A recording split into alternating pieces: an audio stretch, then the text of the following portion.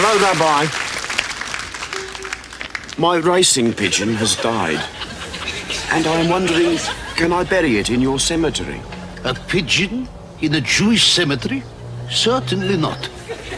Well, if I went to St. Mark's up the road, do you think that they would let me bury it there if I gave them £10,000? Well, why didn't you tell me it was a Jewish pigeon?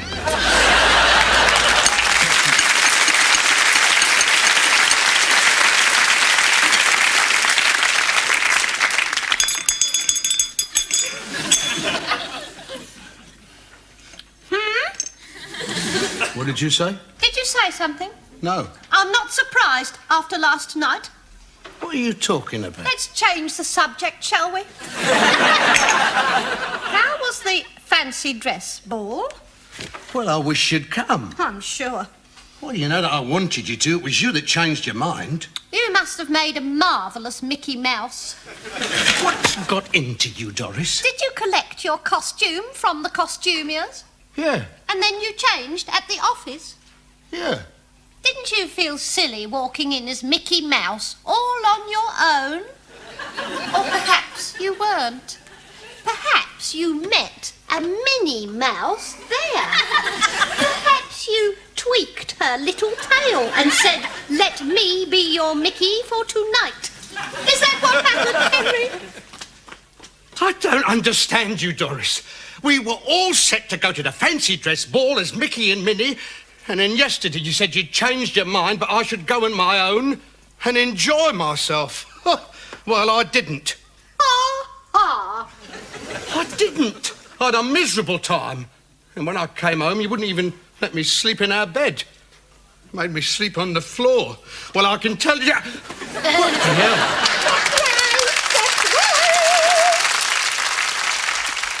I was your Minnie Mouse last night, Henry. I don't understand. After you left, I felt sorry for you, Henry. And I collected my costume from the costumiers and went to the ball. What? I was the mouse whose tail you tweaked, Henry. The little mouse you danced with. The little mouse to whom you said, "My wife doesn't understand me." Oh, no. Oh, yes. It was me you took for the drive. Me you parked with in Lover's Lane. Me you... Shall I say it, Henry? No, I'd rather you didn't. I think this calls for a little explanation, don't you? Yes, I do. Well, go ahead. I'm listening. When I got to the costumiers, I found out the Mickey Mouse costume had already been hired and I went as Batman.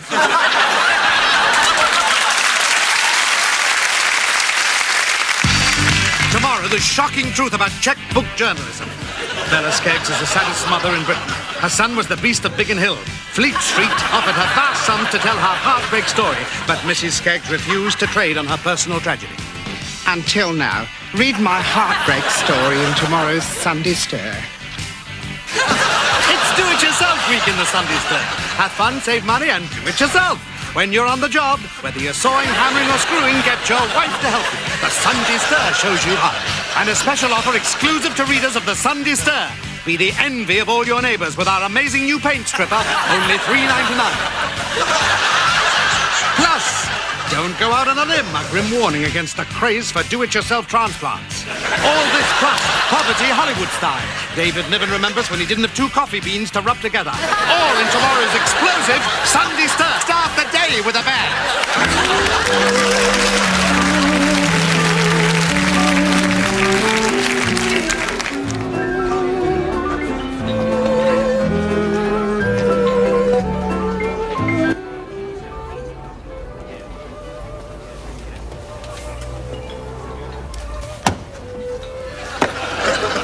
Governor, could you give us 20p for a cup of coffee and a bun? I'm bloody well starving. Go away. We've been dancing for your sort all evening.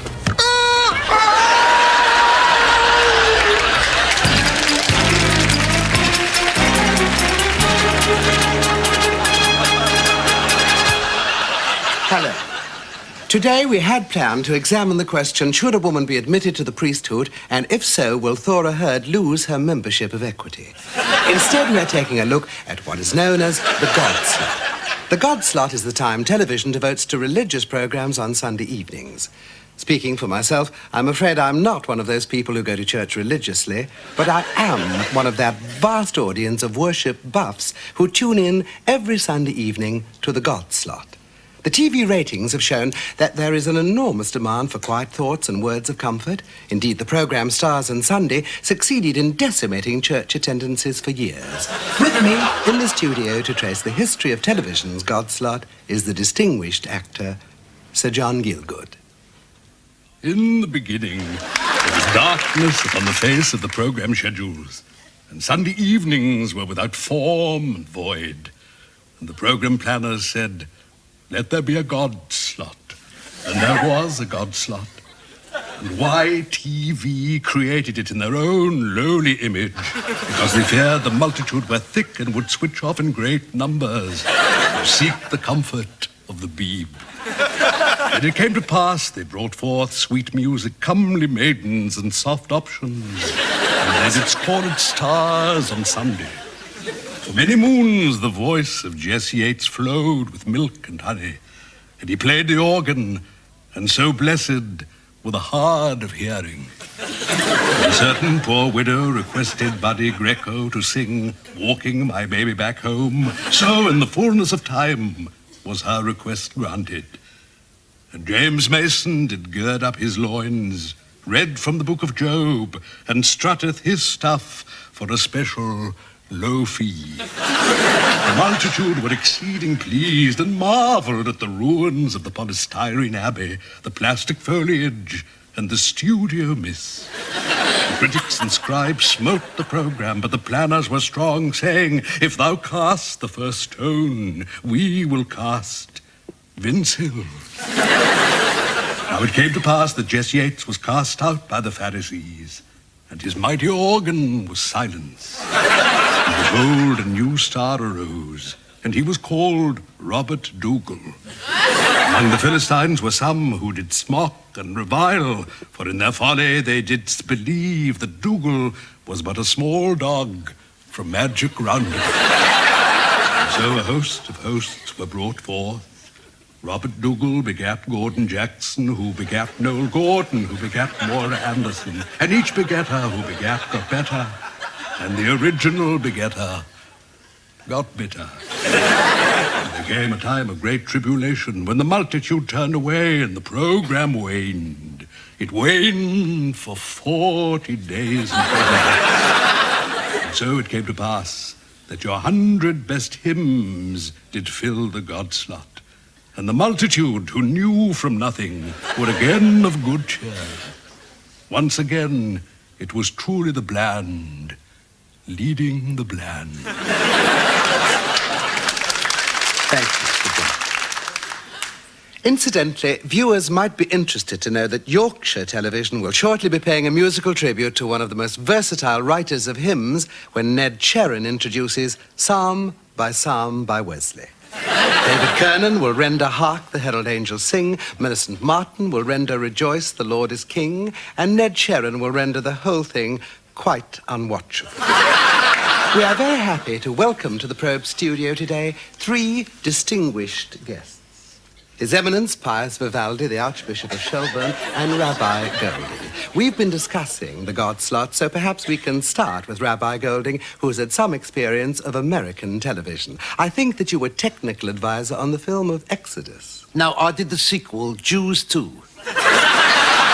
And now I'm writing a documentary that explains the tradition of Judaism has often puzzled Gentiles. It's called Is Circumcision a Foregone Conclusion? Pius Vivaldi, we've seen your new papal style in action, which has drawn enormous crowds in every country that you've visited. Do you sometimes feel that this, shall we say, roadshow approach to religion is a little too theatrical?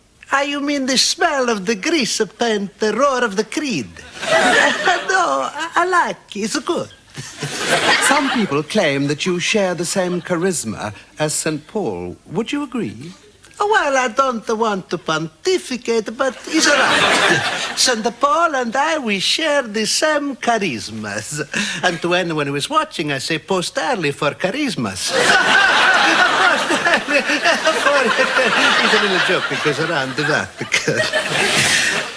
With so many reforms being introduced, do you still find it difficult to accept birth control? Well, it's a bitter pill to swallow.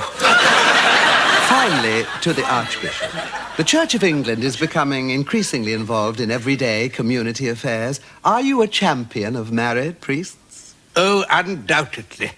But I feel strongly that after the marriage, one of them should give up the priesthood.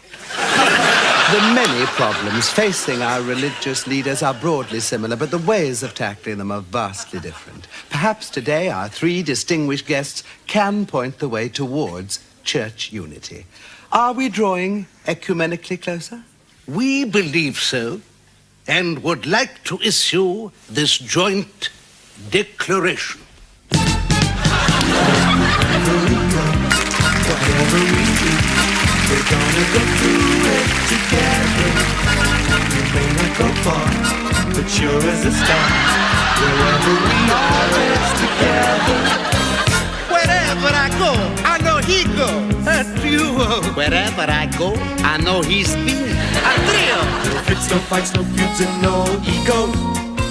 Amigos, together. Through thick and through thin, all out or all in. And whether it's wind, place, or show, With you for me, and me for you. Oh, we'll battle through whatever we do. together, wherever we go. Year after year, older and older, side by side, sharing a tear, lending a shoulder, side by side. One is lonely and two is boring. Think what you can keep ignoring. Side by side, by side, by side, by side, by side, by side, by side. Where would you be without me, Bishop? God only knows where I'd be. I look at yourself, you are so dreary. Oh, dearie, oh me. How could you cope without my friendship and my kindly old faith? Don't you know, man, they can't buy friendship? It's so hard to replace my man. We belong to a mutual and society. He thinks I'm a handsome and I'm smart. I think that he's the work of art. He says that I'm the greatest man, and likewise I'm his biggest fan. The only fighting that we do is just who loves who more than who. And we go on like that from dusk till dawn. Wherever we go, whatever we do, and whether it's wind, place, or show. With you for me, and me for you. We'll battle through whatever we do. Together, wherever. Together, wherever. Together, wherever we go.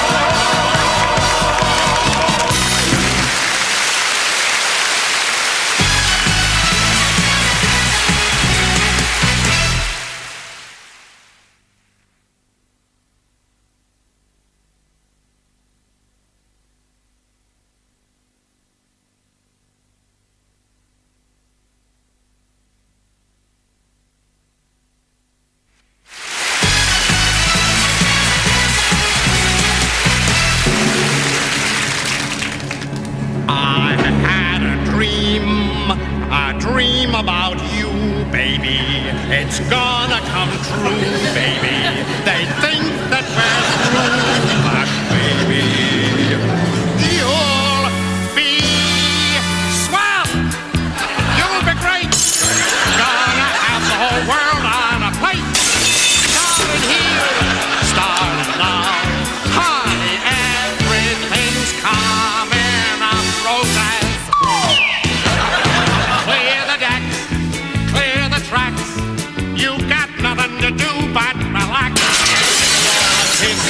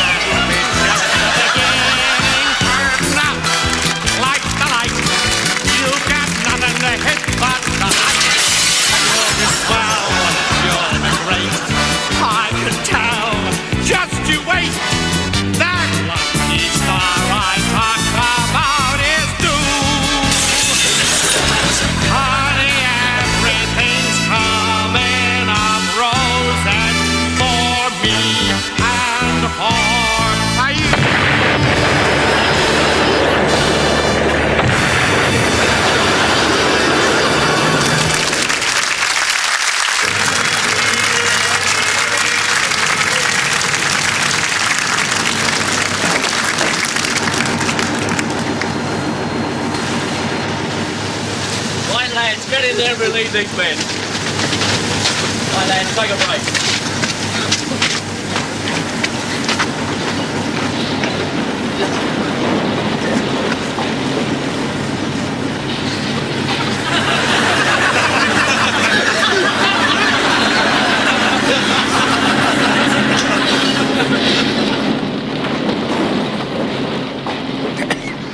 Oh, but jeez, I needed that smoke. Now here on BBC Two, it's time for Personal Choice. A season of early Hollywood classics personally chosen by the BBC Accounts Department in an effort to save money. Today's golden penny pincher is Southern Exposure.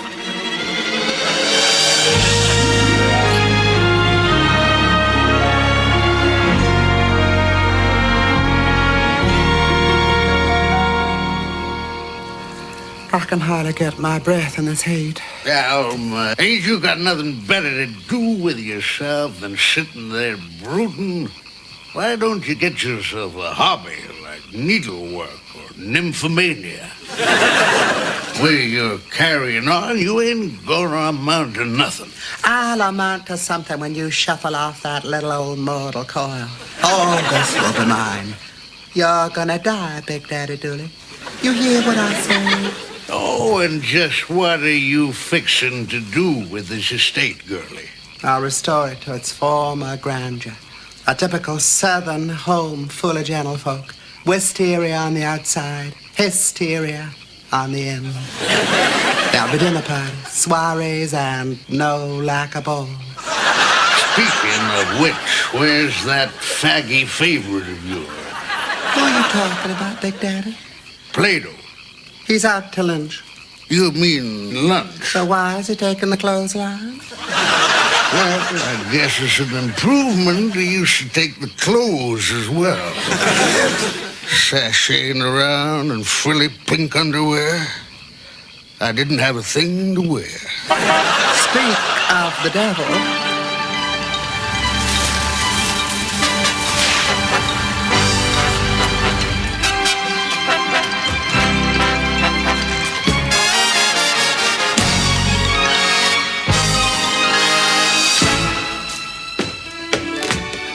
Afternoon, Alma.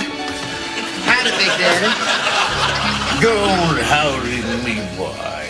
Isn't it time that you experienced a brutal sexual awakening and settled down? When are you and Alma gonna name the day? I'll pay for the trousseau. And yours too, Alma. There ain't gonna be no wedding. Alma and me, it wouldn't work. Oh, well, I know that you wouldn't work, boy. You never have. But Alma here, she's no slouch. Forget it. We ain't suited. Why in the name of Colonel Sanders ain't you suited? You've known each other since you was kids. You shared the same books, the same toys, the same repressions. So what have you got against this fine young female? She's my sister. So you start with an advantage. You know her folks. I reckon you got rocks in your head, Big Daddy, not to know who your kinfolk are. Mentally speaking, you're just not integrated. Don't you ever use that word in this house. Better get used to it, old man. President Eisenhower says he's going to unify us and all them colored folks. How that man ever got into the White House, I will never know. Next thing, they'll be electing some Hollywood movie star to run the country. Now, I know you're crazy, Big Daddy. I reckon that the sun has addled your brain. I think I'll go rest in my room a while. Seems I don't get no respect around here no more. Well, you brought it on yourself, old man. I mean, look the way you treated Cousin Cormie. She wanted to be a Southern belle, so what'd you do? You hung her up in the church steeple. Keeps pretty good time, don't she? Sounds like Elmer's got another of her genuine collars. Miss Alma, you in here, honey? I might have guessed that was you, Gaylord Leclerc. Why so formal? People who know me well call me gay. I never listen to gossip. I dropped by to apologize. Last time I was here, I acted pretty badly. You ain't exactly given an award-winning performance today. I was wrong about you, Gaylord. I've been wrong all along the line, and I'm up to here with your excuses. Before the day is out, I shall probably go blind, lose my reason, take to drink, or wreck the car. Why, Elmer? Why? It happens in all my pictures. Mama Dooley, you get back into bed, won't you? Hear what I say? Don't think I don't know what you're trying to do to me. You're trying to kill me. Keeping me locked in that room day after day, watching those Benny Hill repeats. Well, I'm not as senile as I look. I've electrified the doorknob of my bedroom, and if any of you try to get near me, you'll be destroyed. Which doorknob, Big Mama? This doorknob.